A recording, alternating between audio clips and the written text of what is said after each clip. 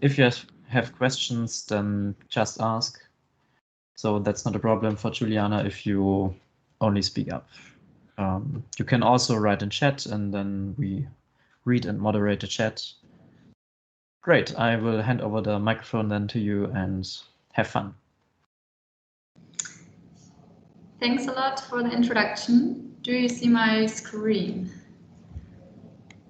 We can see your screen, yes. Perfect. Okay, so yeah, I'm here to talk to you about artificial intelligence and the human brain. And in particular, I want you to understand the roots behind AI, so also the cognitive science part. And I want you to understand how cognitive science made machines smart. So as I already mentioned in German, but now and again in English, this is going to be somehow interactive. So I would like to know if this works.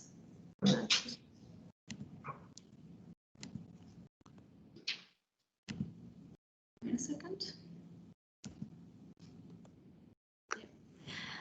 I want to know how machines already nowadays make your life smarter. So let me take you to the script to the present. Is there any one of you who would like to answer this question? So I would need at least 3 volunteers who could quickly introduce themselves and give a quick answer to that question. So how is artificial intelligence nowadays making your everyday life smarter?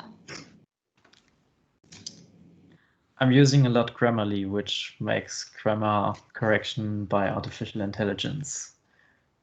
And by the way, it's a nice tool, so nice. I can totally recommend it. Some more inspiration. I need 2 more volunteers. Yeah, hello, I'm Marvin. I use artificial intelligence to translate texts in other language, in German or in English. Yeah, and that's why I'm using artificial intelligence to have a smart day. Cool. And one last person? Yeah, so I'm Muhammad, and for example, when you go on YouTube, then yeah, when you're looking at the videos, all of the recommendations are basically given to you by artificial intelligence algorithms, and this makes it also easier to get the content that is really relevant to you and which fits your interests. Yeah, or to stick on YouTube for 2 hours. Yeah, exactly. So now we've heard some examples on artificial intelligence, but do we even know what artificial intelligence means if we talk about this buzzword in our everyday language? And what about the other buzzwords such as machine learning and deep learning? So can any one of you explain what these terms actually mean? Do you already have a guess what the difference might be? So my guess would be, so it's me again, that actually the machine learning is a subfield of artificial intelligence, and that deep learning then again is a subfield of machine learning. Perfect answer. I have another one. I'm Malte. Hey, I only know the stroke. I can't remember completely, but isn't artificial intelligence something you see in PowerPoint presentations and machine learning in the real world? So when engineers are working on things. Yeah. So, but yeah, especially the first explanation was quite correct. So artificial intelligence is intelligence that is demonstrated by machines to solve problems in a creative way and in a way that is normally shown by human beings. And then machine learning is a subfield of artificial intelligence, and it's when a system automatically learns and improves from experience that the system has gained without being explicitly programmed for that task. And machine learning, in machine learning, you have different algorithms that you can apply to solve that particular problem. For example, neural networks. And deep learning, all the way in the middle, is a subset of machine learning, and it uses neural networks which have a similar structure as the human neural systems, also to solve problems. So, what will we learn? So by the end of this lecture, you will know so much. So now we already have a bit of a background of the buzzwords of AI, machine learning, and deep learning. And next we will dive deep into the root behind all of this. So the human brain. We will understand how neurons in the human brain led to inspiration of machine learning, the perceptrons, but I will explain you later. And then we will also understand how perceptrons actually work. So we will even learn how to train a little classifier. And then we will have a look at neural networks, and not just at the structure, but also how do neural networks actually learn. So it gets a bit more technical or mathematical here. So we will talk about cost functions and optimization. And last but not least, we will have a look at the different types of neural networks. And what different categories are there and what are the current trends. So I made already a small teaser. Let's get back to the roots. We want to understand how our brain actually inspires modern machine learning applications. And I will give you the straight answer. So it is the neurons in our brain that got replicated in machine learning in the form of perceptrons. And how many of you do know what neurons are? I guess everyone. Yeah, cool. So a neuron is nothing else than a part of the human brain, and it is mapping inputs to outputs. And this seems quite familiar for us techies. So this structure really relates to information processing. And neurons are also known for their all or none law, meaning that if a stimulus or an input reaches a certain threshold, you get the whole response. So it doesn't matter if it's a large stimulus. So a large stimulus wouldn't result in a larger response or vice versa, as long as the threshold is hit. And then another character of neurons is that they are connected to each other. So together they form a network. And I think that we already see quite well how this could inspire also machine learning, because we have the perceptrons in machine learning. And perceptrons do exactly the same thing. They transform input to output, so real valued input. And then this, you see it here, so the X's are the input, and these inputs are scaled with a synaptic weight that shows the strength of each connection. And then you can calculate the weighted sum of all the inputs. So this is the summation and bias. And then you pass it through an activation function, and it's the same as the threshold before. If the value of the summed weights hits the threshold, then the perceptron would decide to fire, and else not. And what we see here, our perceptron is known to be a linear classifier, so it can only do binary decisions, and it is already a neural network, but only with a single layer. Let's make it a bit better to understand with an example. So I want to explain you how a perceptron actually works. So you see this beautiful tiger here. And our goal is now of the perceptron is to detect the tiger based on its stripes and based on the roaring noises. So if we have a OR problem, meaning that detect a tiger if it either has stripes or is roaring, then it's a normal Boolean OR function, and you can also see here in the truth table if it has stripes or if it's roaring or both, the perceptron would always fire. So it's a typical linear problem. You can separate it easily with a single line, and that's a typical problem for a perceptron.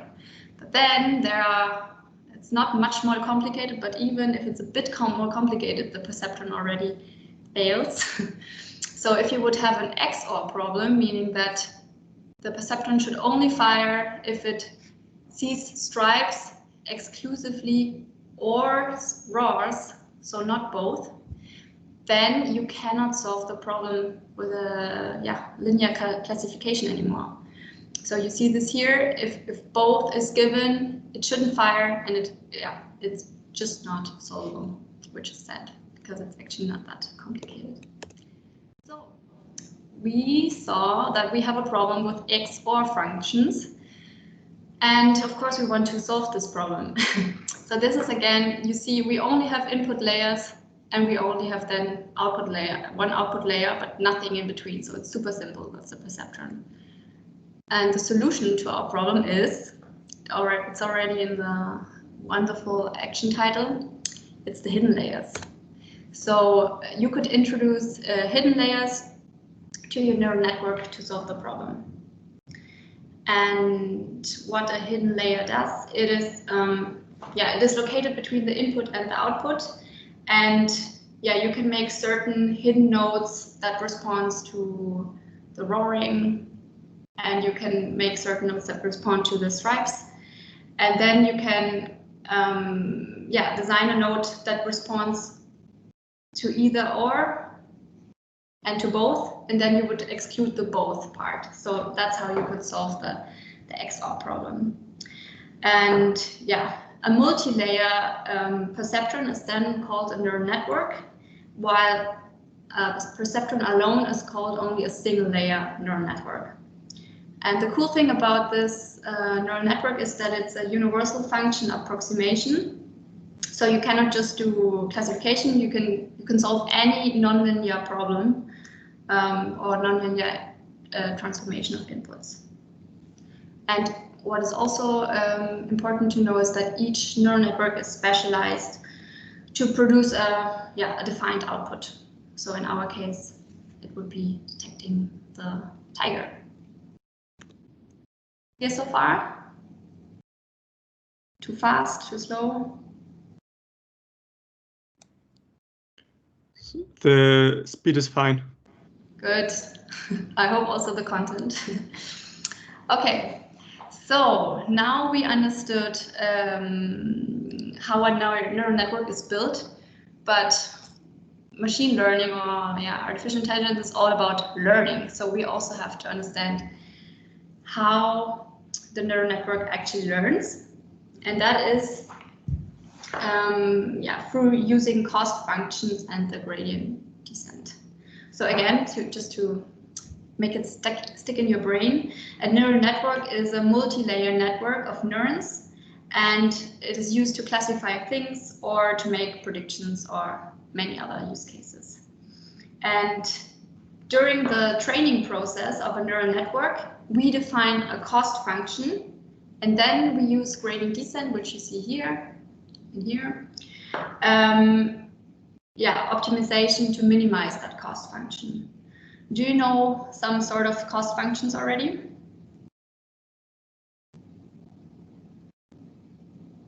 No? Okay, so one of the most used cost functions is, for example, the mean squared error. So a cost function is nothing else than an approximation of how wrong the predictions of your model are in relation to the actual wished target outcome. And mean squared error is a famous cost function to calculate that error. So cost function is the error, and then you also have the gradient descent. And the gradient descent is a function that wants to minimize the error in the direction of less wrong. Meaning that you see it here. Each element of the gradient tells us how the cost function would change if we apply a small change to one of the parameters. And what the goal is to minimize the error. So, and now we're quite fast. Please say stop if I'm talking too fast or if anything was unclear. But now we will talk about the different types of neural networks. So this is one of the most complete charts of neural networks. It looks quite complicated. I won't talk about all the ones, but I will pick 4 really important ones, and then you can also later stop the presentation and look at all of them in detail if you're really interested. Yeah, but the main types of neural networks, yeah, you can distinguish them between some criteria such as static, dynamic, supervised, or unsupervised. Yeah, and static is one of the simplest types, so that would mean that the number of units and the number of layers is predefined, and also the typology is predefined. And dynamic would mean that these components evolve during learning, so that's much more complicated, but it can also shorten your learning time and in the end produce better results. And now a very well-known distinguishment is between supervised and unsupervised learning. Can any one of you techies explain me the difference? Sure. So in supervised learning, we have our data set, and with each data point, we also get a label. So for example, when you want to classify whether it's a tiger or not, you could have, let's say, a set of data, maybe it's pictures of tigers, and of each of those pictures, you then get a label whether it's a tiger or not. And with the unsupervised learning, it's unlabeled. So you basically have this data set, but you're not quite sure whether it's a tiger or not. So that's why it's called unsupervised. Yeah, very, very well explanation. So yeah, again, the supervised learning it maps input to output based on predefined examples of input-output pairs. So as you said correctly, it has labeled training data, and then the thing that got learned will be applied on a test set where we have no labels. And in unsupervised learning, yeah, you don't have labels most of the times, and the algorithm itself needs to discover patterns in the data and information that was previously undetected. So often humans are not even able to define labels on their own. Okay, last slide before we start a short discussion. I want to introduce you to 4 of the most used neural network topologies. We already got to know the most simple one, the perceptron, and let's check if you remember what a perceptron is. I'm waiting for a volunteer.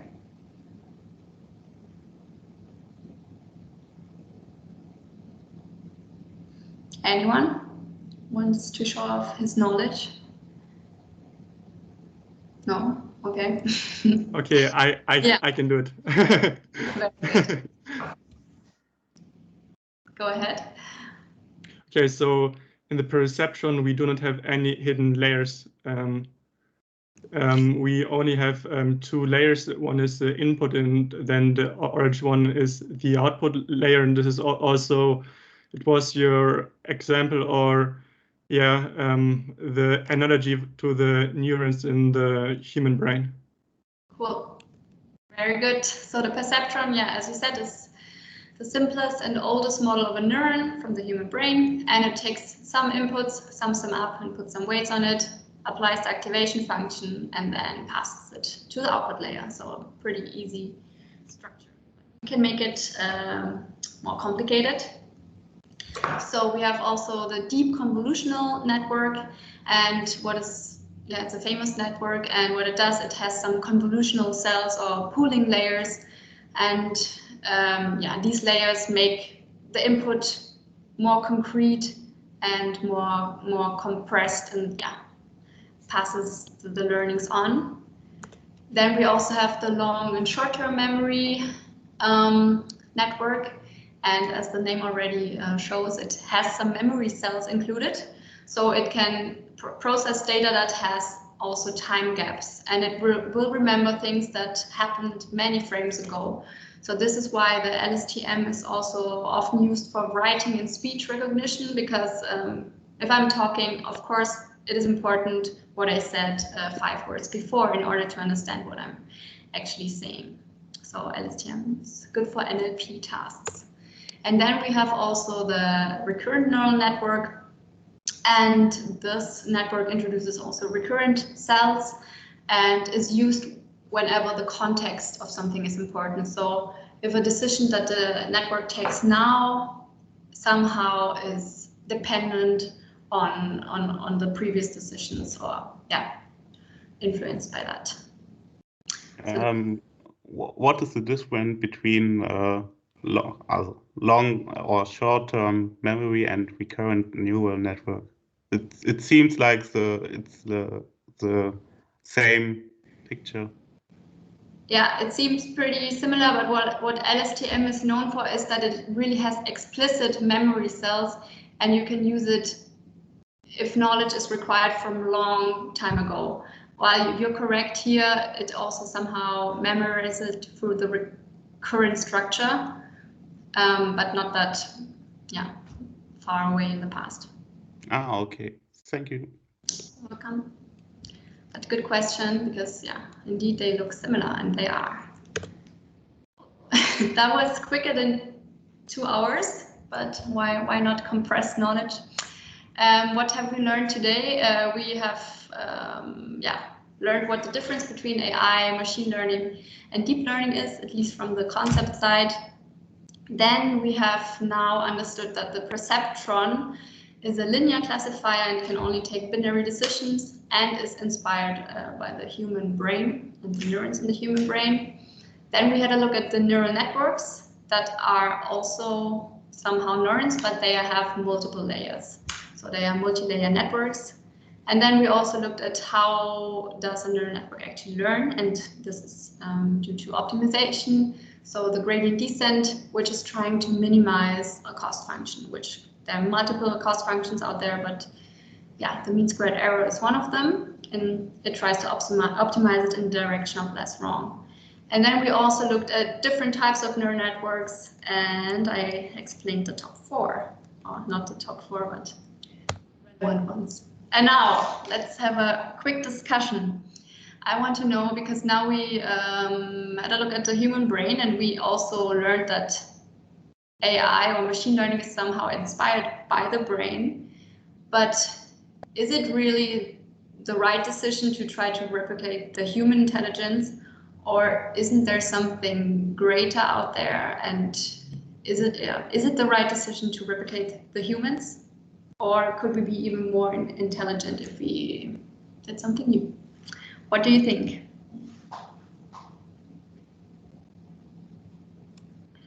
Hi, so it's me again. So the first question was about should we try to replicate the human brain? And indeed, this was also your motivation, and is also frequently used as motivation on the algorithms that are being used today. And I can see the analogy for sure. And I also have to say that I was taking a machine learning course in this semester, so I'm already a bit. I already I thought about this before, and I think the human brain is actually even more complex than our algorithms that we use today. For example, sure, you can use, for example, the neuron as an analogy for the perceptron, but I actually read about this once, and it's for sure similar. But if the human neuron would work like the perception, we would actually not be able to walk because of the time delay. So I think that the human intelligence is really hard actually to replicate with a machine or with an algorithm. And this is also, from my perspective, a good reason not to focus too much on how the human brain works, but really try to take advantage of the underlying mechanisms that machines use, and try to exploit on this and develop this further on. I agree. What do the others say? Yeah, it's definitely a hard question and one that, well, I feel not able to answer because if I had the answer, then many people would give me some money for that. I'm sure about it. But I think the point, but I think it's a pretty good point that what we are doing in artificial intelligence, and especially in deep learning today, well, it's not simulating the brain. It's, well, as you said, the perceptron is, well, loosely inspired by the neuron. So it's really the question, do we want to go the direction of simulating the brain, which would be interesting anyway, but well, maybe that wouldn't be feasible from a performance standpoint, or in other directions. And then the question, of course, is what are those directions? So where do we get the ideas for artificial intelligence in the future? And well, I'm interested, but I don't know. Anyone else? I have to concede to my following previous speakers, so Muhammad and Malte. I'm totally with you. I agree that the human intelligence might be even more complex than the human brain. It might be interesting to hear your opinion on this, since you are probably closer to actual research on this topic, so I'm not an expert on this. However, I think isn't there a lot of decision making as a human happening as well in the spinal cord, or like even to some parts in the stomach? So there are a lot of perceptors that influence the decision making, and maybe the human body is more complex than just the brain. So for example, like I can think of that's very simplistic is that we already know a lot about biology. However, there are still many people struggling with their weight. So there's not an easy solution where we can compress how to lose weight into a function. And I think the same applies probably to intelligence, that there's still so many things that we don't understand about the human body. Yeah, that's totally true. So in cognitive science, first of all, we are not able yet to define what intelligence actually is, which makes it hard to produce an artificial intelligence. And yeah, secondly, the brain is still also a sort of a black box. So we try to see some sort of patterns and activations in the brain, but yeah, it is still a black box. And it's interesting that these fields coexist, but in the end, we don't know anything about the brain yet. Yes, I wanted to talk about this as well because I'm pretty new in this area, but we use a really small part of our brain up until now, as in we don't use to its full capacity. So if we could actually replicate artificial intelligence, so we could replicate the human brain to its full degree, we would be able to achieve much more than what we currently are using, only what we are capable of. So there is a lot of area for improvement in this area. So before going for greater intelligence, I think we should try to like simulate the human brain and discover more about the human brain, because as you said, it's still a black box and there is so much more to learn. And these two fields work together, and using artificial intelligence, we can learn more and like use the full capability of the brain. If we can, I don't really know. That's just my point of view. Anyone else? Other opinions? Or do you think we should not focus on the human brain at all because we cannot understand it? And we should just build something greater than the human being? I mean, probably just throwing the towel and saying this is useless, it's way too complex, is probably not the right approach, because just giving up is probably the worst solution to any problem. So might be a good idea to explore the human brain further and alternatives.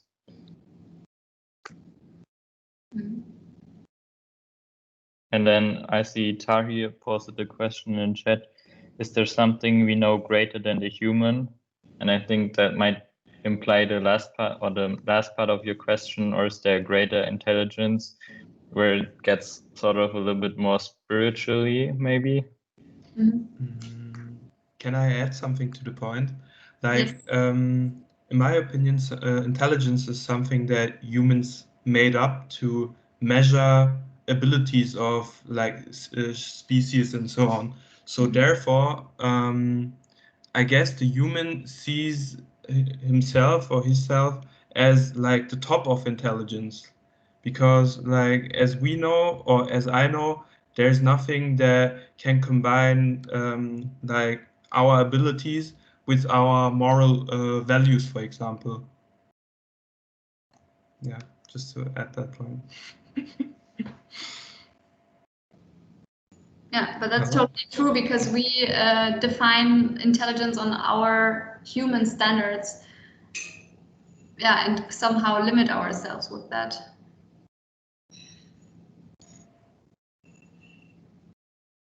And then another question would be, if we build a greater intelligence than the human being, how would that affect our society? So we are still humans, so do we even need something that is greater than the human intelligence in order to co-live together?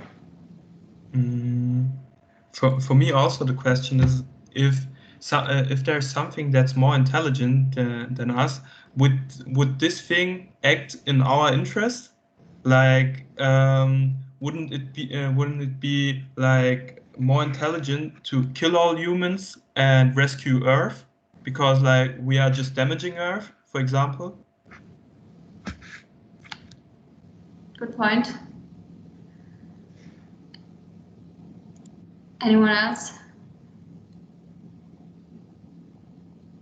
Yeah, so and also we talked about the definition of intelligence. Of course, if we talk about intelligence of humans, we wouldn't measure human intelligence on how many calculations per second can you do. So when we talk about the intelligence of humans, it's much more about the general intelligence, for example. Yeah, understanding complex situations, or understanding how someone else feels. There's also different kinds of intelligence, for example, emotional intelligence, or yeah, let's say mathematical intelligence. And up until now, the machine learning algorithms or artificial intelligence algorithms in general were excelling in very specific kinds of intelligence. For example, if you have, let's say, a deep neural net, and you train this neural net on classifying whether it's a tiger or not on a given picture, then you could say, yeah, this is really an intelligent algorithm in distinguishing tigers. But when you go and try to take this algorithm and let it distinguish, let's say, ducks, but you did not train him on that, then he is not intelligent at all. So, yeah. Yeah, and also we humans, if we see different cats out there, we can generalize the concept of a cat in our brain. And if we see a new cat, we can recognize it as a cat. But right. But yeah, where machine learning models often fail is if they get just one sort of input images of cats, and then it gets an input image of a cat that it has never seen before, maybe even a cartoon. We would still identify the cartoon of a cat as a cat, but machine learning can't. And that's, yeah, you can really fast bring machine learning models to their limits. That's true. Yeah, I even saw a paper where they were adding like some kind of noise to an image and to a human. When you look at the two images, so one is an image of a tiger, and then it's like the same image added with some noise. It still looks like a tiger to the human eye, but it totally, I don't know how, but it really brings the algorithm out of its performance. So it's basically still the same tiger, but let's say it would say it's a duck with like 99% of confidence. Those are the adversarial examples. Yeah. Yeah, or samples, yeah. I think when talking about papers, there's a even bigger problem. So I'm a scientist and researcher. I'm always critical. And machine learning currently is really, really hype. But in science and also in engineering, reproducibility is very essential. However, machine learning has a big problem there, because usually machine learning algorithms and papers are not reproducible. I cannot speak today. So yeah, in my opinion, that's basically a no-go, because without I did videos all day, so please excuse me. Reproducibility. Without reproducibility, you cannot tell whether your approach is valid. Yeah. And without checking the validity of your approach, you can basically publish every bullshit. So there are also papers which perform meta-analysis of these machine learning papers, and they came to the conclusion that it's basically impossible to reproduce most of those papers. So how are you standing to this? Because for me, that's really questionable. So in my opinion, machine learning is way overhyped, and we would need to take a look into reproducibility there before exploring far. I agree that it's super hyped nowadays, and people just get creative and think, oh, what about super intelligence, and machines will soon take over the world. But then if you really read those papers, you see that they are just tackling really tiny problems, and then they are not reproducible. And also, if you want to apply machine learning models to real-world applications, you just need to have trustworthy solutions, and otherwise you cannot rely on the decisions of a machine learning model. And that's why this trustworthy AI and explainable AI is now also getting more and more important, because yes, there is a potential in AI and machine learning. It's huge.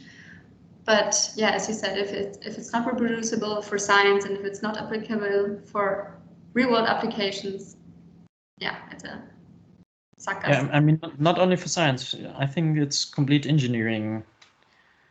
So everywhere you need to engineer something and you use machine learning, you have always this challenge to reproduce your stuff. Agree, yeah.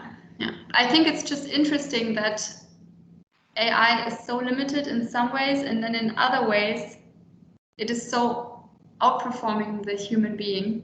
So it's really, I think it's, a huge gap, and this black box somehow needs to be solved in the future. I have a question that is less related to AI and more to cognitive science. I don't know if you've all seen it in the news, but Elon Musk with his Neuralink tech company had this presentation a couple of weeks ago where he showed, so basically Neuralink implants a chip inside the human brain or inside brains to measure brain activity. And he showed off a version where he measured brain activity in pigs. So for me, this was, I mean, it was impressive, but it was only like spikes on a screen. I don't know if you've personally seen the presentation or parts of it, but I'm interested. What's your opinion on this kind of approach? So sort of not reproducing the brain, but augmenting the brain by inserting chips. No, I haven't seen the presentation, but yeah, cognitive science focuses a lot on making brain activity visible. So one part would be just to look at the spikes, and then there's also other really interesting studies that show that based on the brain activity, you can actually forecast what people are dreaming of just based on their brain activity during sleeping. So yeah. So I think that's a really interesting part of cognitive science, that it does not try to replicate the brain, but it tries to make the processes visible. But what is this? What are these chips used for in the presentation of Elon Musk? I think basically for nothing yet. So he just showed off that they work, and his focus was primarily on, hey, look at those pigs, they seem happy and alive, and there's one that didn't have a chip and it looks exactly like the one that has a chip. So basically like managing fear of having some impact by implanting a chip.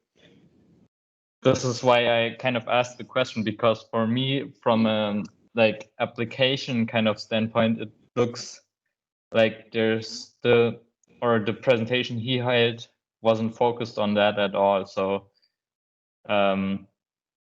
just looking at the spikes, you can't really imagine, or as not a professional, you don't know what's behind it. So you don't know how powerful it is.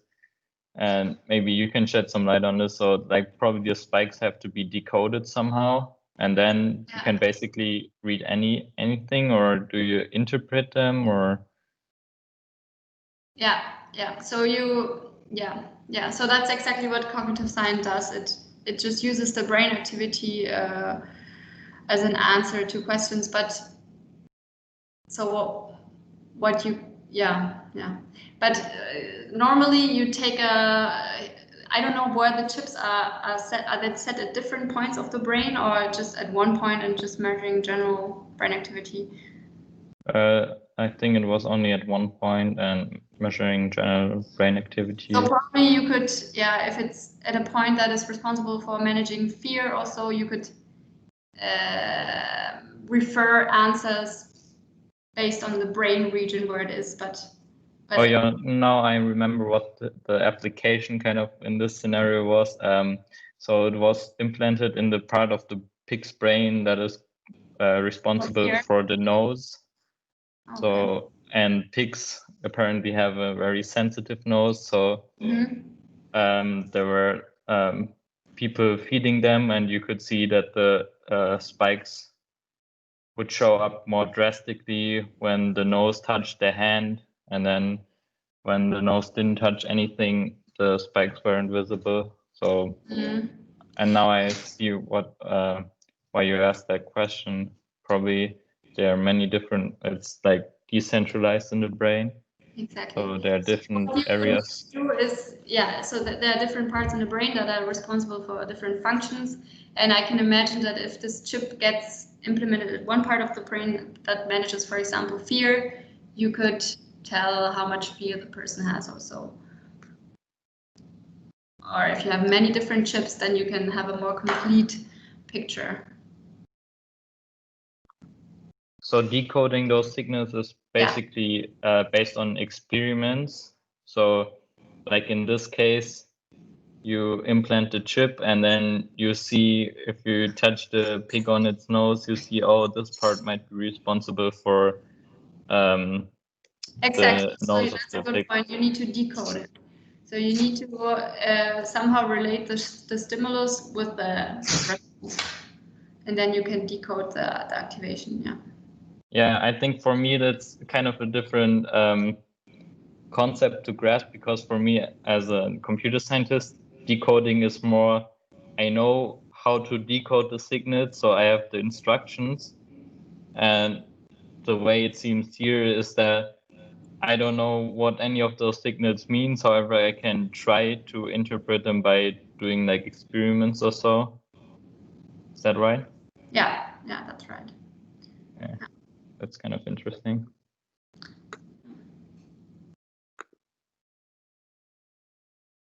Yeah, so that's also the example that I gave, that you can decode the dreams of people if they are in a fMRI.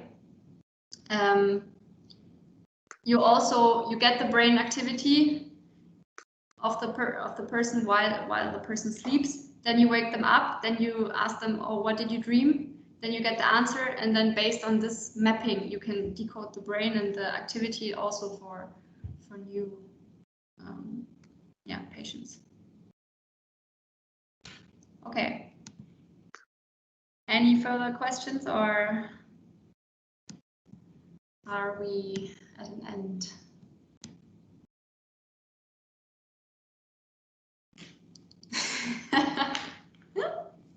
Okay, I will close this on again. Okay. Okay, it seems there are no further questions. So thank you, Guiliana, for your interesting talk. Yeah, I hope it was Yes. interesting. If So you have next, any further questions, you can always ask me anything. Write me an email. great. Yes. So next week we have another lecture at home. Next time we have Mark from Microsoft here. Mark will tell us something about WinUI 3. So you're welcome to join us. It's the same time as today. Yeah. So block your calendar for September 17th, 6 p.m. Central European Standard Time. And until then, I wish you a nice weekend and see you. Thanks a lot. Goodbye. Bye-bye.